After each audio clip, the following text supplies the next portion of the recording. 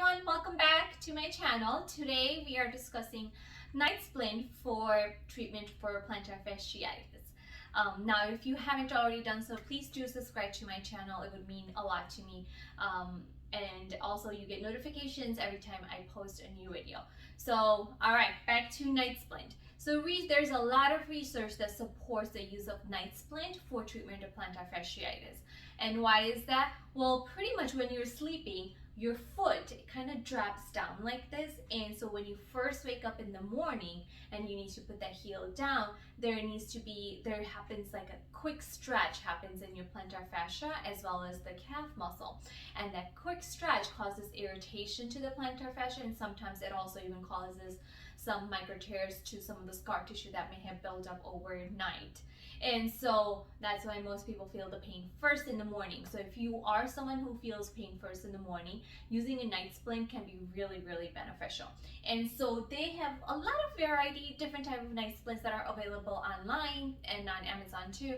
But the one that most of the podiatrists recommend is this so-called like the posterior Night Splint, where the support is more on the back here and then the bottom of the foot. And essentially what you do is you just put your foot in here so that it prevents the foot from dropping down, and it's kind of keeping it more in a neutral posture.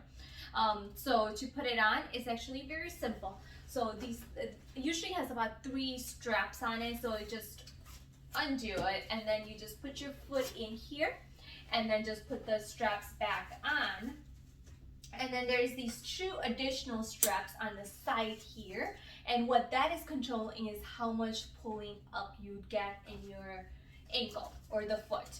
So initially, most people what they end up doing is they're just so tired of like dealing with the heel pain. So when a doctor first recommends, okay, go get or they give them a Night Splint to use, they go too aggressive and pull it so hard, thinking that if they stretch it out more, they'll find a relief faster. And sometimes that's not necessarily the case. Sometimes it irritates everything. So if you do use this and you notice that you're getting a lot of like numbness or tingling or just increase in pain, maybe you're being a little bit too aggressive with the stretch. Okay, so just kind of back it off a little bit.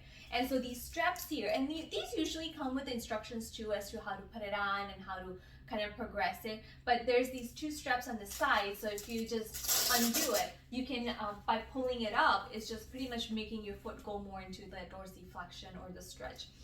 So kind of adjust it to your tolerance, whatever you can tolerate, and that's it really. So try and see if you can sleep throughout the night. That's the most optimal way of doing it. Now if you feel like you've tried it, and there's absolutely no way you're going to be able to tolerate sleeping in this, just maybe because you're just a light sleeper, who knows.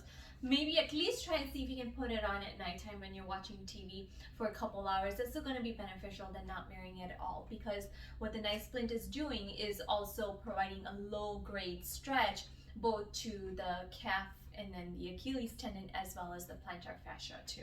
So this Night Splint is actually not beneficial just for plantar fasciitis, but it's also very useful if you have Achilles tendonitis as well, because the same concept goes is that when you're sleeping at nighttime, with the foot dropping down, the Achilles and the calf muscle gets tight, and with a quick stretch you get the pain in the back of the heel.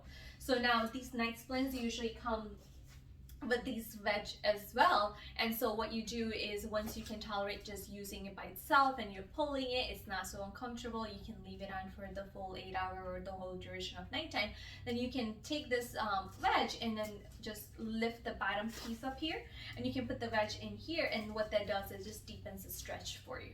All right, but again, the best advice I give my patients is try and see if you can just stick with it, be a little bit consistent, see if you can like increase your tolerance slowly at a time, because used for a longer duration of time, sometimes 4 to 6 months, it really does help with plantar fasciitis.